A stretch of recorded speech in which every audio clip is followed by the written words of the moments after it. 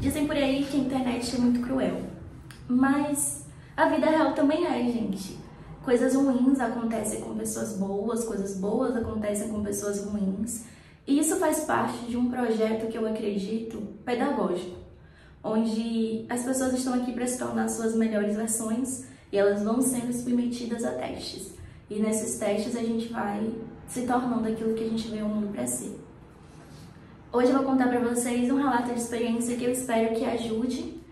Eu pensei se valia a pena ou não falar sobre isso aqui, mas eu vou falar de uma forma muito ética, muito respeitosa, com muita sabedoria. E aí eu tenho certeza que você vai poder refletir sobre algumas coisas. O meu canal ele tem justamente esse objetivo. Falar do que as pessoas não estão falando, mesmo que seja dentro do universo dos concursos. Quando eu começo a estudar para concurso, eu crio ali um projeto de vida e um sonho. E a gente corre atrás de um sonho e quando ele se concretiza, é como se ficasse aquele vazio, né? Realizou e agora? Para onde a gente vai? Hoje eu já entendi que eu deveria ir para um caminho que eu estou trilhando, mas naquele momento eu só pensava o quão eu era abençoada por estar vivenciando algo que eu lutei muito para conquistar. E a gente chega nos espaços com uma ingenuidade muito grande. Então, o meu primeiro ano no serviço público ele foi muito ruim. A palavra é ruim mesmo, é difícil, é solitário, é incompreendido. Foi um ano assim que eu aprendi bastante sobre as minhas emoções, que eu me autoconheci muito, que eu iniciei um processo muito bonito na minha vida, que está ainda se desenrolando e que talvez te ajude a repensar sobre aquilo que a gente deseja. Então, talvez você está no emprego, já é um servidor público, tem um cargo estável, um cargo bacana, e aí você é convidado a continuar estudando para um concurso melhor, para você ser melhor remunerado e etc. Mas pensem nas coisas satélites em torno disso. Eu falo porque o dinheiro, a qualidade de vida, o lugar onde você vai morar, tudo isso é importante. Mas você precisa fazer reflexões muito assertivas e pedir a Deus que te coloque realmente em um lugar saudável, um lugar onde você seja feliz. A gente atrela a felicidade a dinheiro. Então, a pessoa passou no concurso, ela vai ganhar tanto, ela tá bem. Não, gente. Felicidade são pessoas. As pessoas com as quais você convive e você saber conviver com as pessoas. As relações. A gente é feliz quando a gente entende o propósito das relações. Não no sentido de depender de outras pessoas para ser feliz, mas em um mundo onde você oferece o que você tem de melhor e consegue captar das pessoas o que elas têm de melhor, não para usufruir delas, não nesse sentido, mas no sentido de troca, de desenvolvimento, de eu ofereço para o mundo oferece também coisas boas para mim e existe uma sinergia, uma unidade nisso. Quando a gente estuda para concurso, a gente realiza o sonho, a gente chega em um determinado espaço e lá a gente encontra pessoas.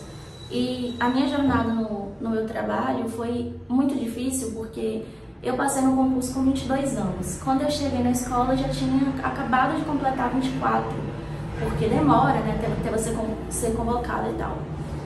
E eu sentia uma enorme insegurança. Porque, além da idade, eu tinha ali que lidar com pessoas que tinham o tempo de carreira que eu tinha de vida, e até mais. Existia também um lugar que o dinheiro traz, porque a partir dali eu comecei a receber e ser melhor remunerada, que foi a possibilidade de fazer terapia. Então, eu começo meu trabalho, eu conquisto algumas coisas, logo no meu primeiro ano, eu consegui quitar todas as minhas dívidas, eu consegui comprar um carro. Então, financeiramente, no sentido de qualidade de vida, as coisas tinham começado a ir para um caminho ok. Mas, emocionalmente, eu também tive acesso à terapia, porque terapia custa dinheiro, né? Não é de graça. E dentro da terapia, eu fui abrindo caixinhas, né? Você abre ali as suas caixinhas e suas feridas emocionais, elas ficam muito em evidência. Só que daí, quando eu cheguei na escola e eu comecei, né, na Secretaria de Educação do Estado e fui colocada para trabalhar numa escola. As pessoas que estavam lá, elas tinham uma vasta experiência e eu não. E eu tinha essa dificuldade, eu conto ou não conto. Então eu contava, olha gente, eu não sei, eu tô aprendendo, eu não sei o que é isso, eu nunca vivi isso. Obviamente que você tem um estágio da faculdade, obviamente que antes eu já tinha sido servidora na área de educação, eu já tinha ido para o chão de escola, eu já venho de uma família com muitos professores, mas eu não tinha um know-how que fosse à altura da experiência que aqueles professores tinham. Eu sabia, mas eu não podia espalhar isso aos 4 cantos e tornar isso uma coisa repetitiva. Eu tinha que ser colocada para teste e para aprender. E essas inseguranças, elas geraram em mim um desejo de eu preciso acertar com essas pessoas, eu preciso entregar para elas o melhor, do jeito que eu puder entregar. Então, como eu tinha a teoria, o desejo e uma capacidade de aprendizado boa, o que me faltava naquele momento, o que eu poderia entregar, era a escuta. Então eu fui ouvindo o que todo mundo dizia. O que você espera, não de mim, mas de uma coordenação pedagógica? O que você precisa para que a escola seja o melhor lugar do mundo? O que você gostaria de ter para se sentir feliz, realizado? Então eu ficava ouvindo tudo o que as pessoas diziam e eu me sentia na responsabilidade de entregar aquilo. E o que era comum na fala dos professores? A gente, não por conta da escola, é do sistema. Então, qualquer escola que as pessoas forem, elas vão ouvir diálogos muito parecidos. A sensação de desvalorização, do excesso de pressão, de cobrança, a questão do afeto, né, das relações serem afetivas, elas serem mais compreensivas, empáticas. Isso eu tenho de sobra. Então eu falei, bom, estou no lugar certo. As pessoas têm uma demanda de reconhecimento, de valorização, de entendimento das suas dores, que o professor precisa ser extremamente valorizado e compreendido, e eu tenho empatia de sobra. Eu vou entregar para essas pessoas afeto. E eu fui por esse caminho. Então, eu enchia a sala dos professores de recadinhos, eu colocava muitos decoraçõezinhas para eles, sabe? No grupo, quando eles faziam aniversários, eu fazia aquele texto muito amoroso. Quando eu podia, eu dava uma lembrancinha, um presente para um, para outro. E eu fazia isso com muita vontade de estar acertando, de tirar aquela dor que eles tinham. Só que, ao mesmo tempo, isso demonstrava e passava uma certa falta de conteúdo, de repertório, de entregar o que você está aqui para entregar. Nós nunca tivemos uma coordenadora e a gente precisa desse conhecimento técnico, de alguém que chegue e fale pra gente uma nova forma de fazer aquilo que a gente já está acostumado a fazer há tanto tempo e que não faça isso sob uma pressão, mas sobre uma forma inovadora e ao mesmo tempo humanizada. E isso eu ainda não tinha condições de entregar, porque eu tinha até um receio. Eu precisava entender o que era, onde eu estava, o que realmente ia ressoar com o que se vivenciava para começar a fazer essas entregas. Resumidamente, foi um ano muito difícil, porque à medida em que eu não conseguia dar esse retorno aos professores, porque essas angústias não eram sobre mim, ou sobre o que eu ia entregar ou oferecer, ou sobre a escola em si, mas sobre algo muito maior. À medida em que eu via que os professores não estavam deixando de adoecer, à medida que eu via também que aqueles que tinham um discurso mais forte, incisivo sobre questões que eu tentava reparar, também tinham um discurso incisivo e forte diante das minhas falhas e das minhas lacunas. Então, diante dessas pessoas, as minhas inseguranças ficavam muito latentes. Tudo aquilo que elas me reportavam de eu me sinto desvalorizada, eu me sinto invisibilizada, silenciada, era eu que estava sentindo. Então chegou um ponto que todas aquelas queixas que inicialmente eu ouvia, eu estava vivendo. Eu olhava para aquele lugar e eu não me sentia digna dos professores. Eu chorava todos os dias. Eu dizia, eu não tenho a menor capacidade, eu não sou a pessoa apropriada para estar aqui. Eu não vou dar conta, eu não vou conseguir, eu não posso estar aqui, eu vou pedir exoneração, eu vou sair. E eu tinha todos esses pensamentos negativos também porque existiam falas e situações que fortaleciam isso, que eu achava que passavam do ponto. E ali na terapia, com um monte de ferida aberta e a sua vida, os seus sonhos se realizando, coisas boas acontecendo, em paralelo a isso você se sentindo despreparada, até porque, gente, convenha-se que você está num processo de amadurecimento que é a própria idade. Eu era muito jovem, eu ainda sou muito jovem. Então, entender isso foi muito positivo. Foi um baque muito forte no primeiro ano. E aí eu consegui virar uma chave, porque assim, eu me compreendi. Aquele afeto que eu esperava que todos, que não faltou de alguns, mas que eu queria que a maioria, ou que pelo menos algumas pessoas que eram aquelas que eu simpatizei em oferecer escuta, apoio, que essas pessoas tivessem me dado de retorno em aguardar eu aprender, estar pronta.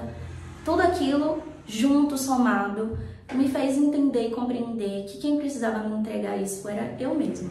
Eu precisava olhar para mim e entender, bom, parabéns, você chegou até aqui, você é capaz, você quase fechou a prova objetiva, você fez uma faculdade, você fez um estágio, você tem muita experiência profissional para a sua idade. Qual menina começou, mulher, a trabalhar com 15 anos e nunca parou durante todo esse período de se profissionalizar? Já tem mais de uma faculdade, várias pós-graduações, se valorize e acredita em você. E você é capaz, e quanto mais você acreditar que é capaz, mais conhecimento técnico você vai oferecer. Porque o afetivo, esse lugar do amparo emocional, as pessoas elas vão procurar daquelas pessoas que elas querem. Então, assim, não necessariamente se eu te der amor vai fazer sentido para você receber esse amor de mim. Porque você às vezes está querendo receber aquilo de um outro lugar. Às vezes até das suas próprias feridas da infância que ainda estão abertas, assim como as minhas estavam.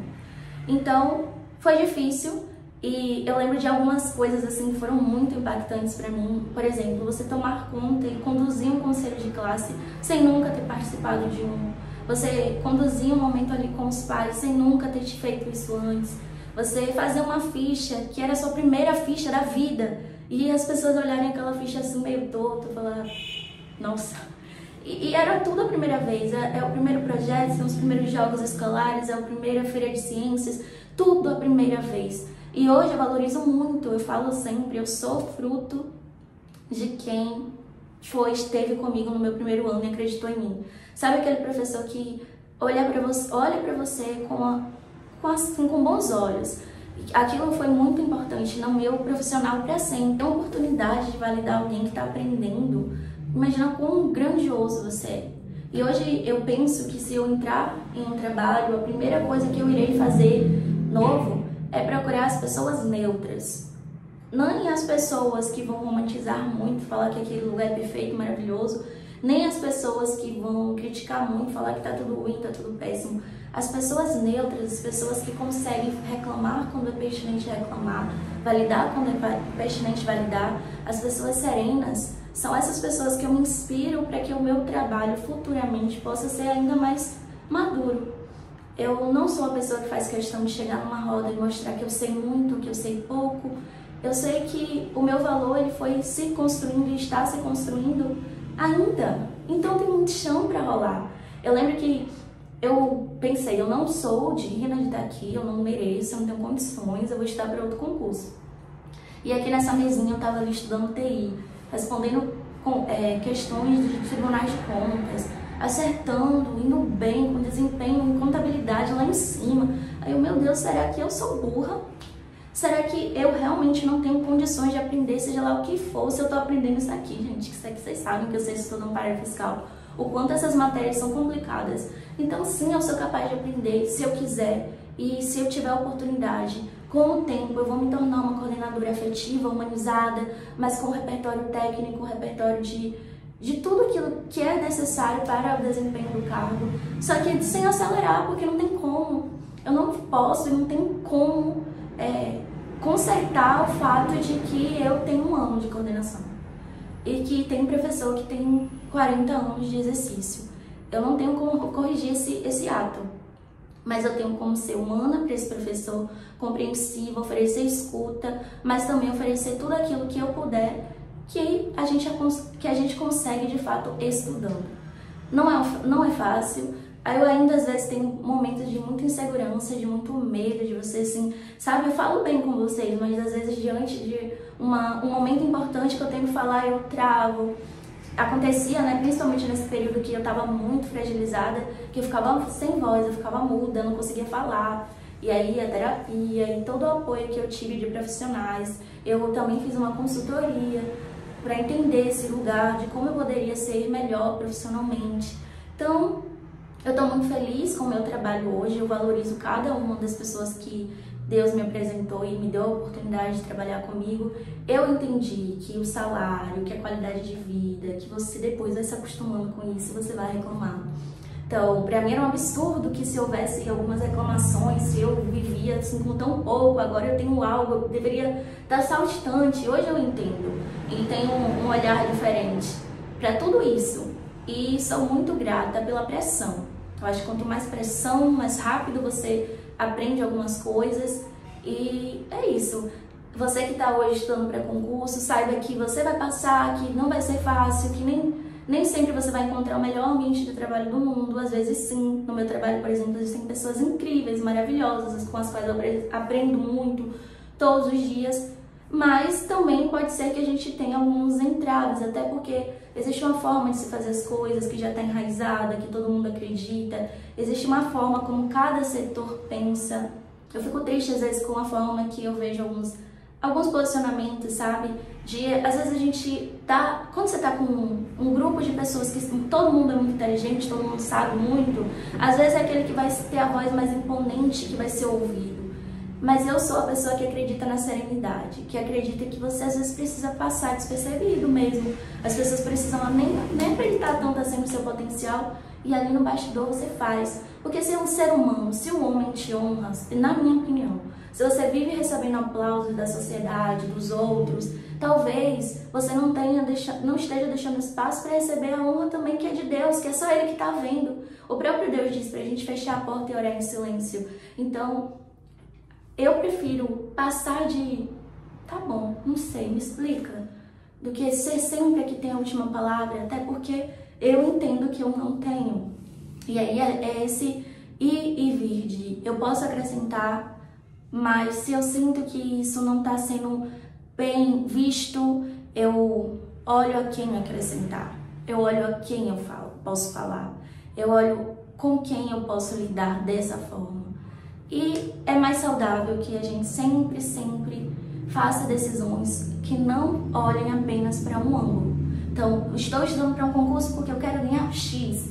Olha onde você vai trabalhar, com quem você vai trabalhar, se essas pessoas têm desejo, acesso à terapia, como vai ser as relações naquele ambiente de trabalho. Dá para perceber, os órgãos eles têm uma energia, você consegue ver. Eu tenho amigas que são policiais, a gente sabe qual é o perfil de um policial, tenho amigas auditoras, eu sei mais ou menos como é o perfil de trabalho, eu sei mais ou menos como é o perfil de quem trabalha em tribunais. Tem reclamações, quais são as reclamações, eu tenho saúde emocional, estou me preparando para lidar com isso. Ah, mas nem passou ainda, lá a gente resolve com salário de tantos mil. Olha, gente, saúde mental é a coisa mais valiosa que a gente pode ter, porque uma vez que a gente perde, a gente nunca volta ao mesmo ponto.